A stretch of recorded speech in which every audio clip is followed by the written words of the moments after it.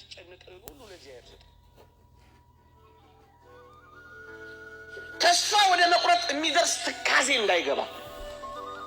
ያልፋል፣ ሁሉም ነገር ያልፋል። ከመጨረሻው ጀምረሽ አስቢው። እግዚአብሔር የተስፋ አምላክ ነው። ለዚህ ዓለም አይደለም ለሰማይ ዓለም ነው።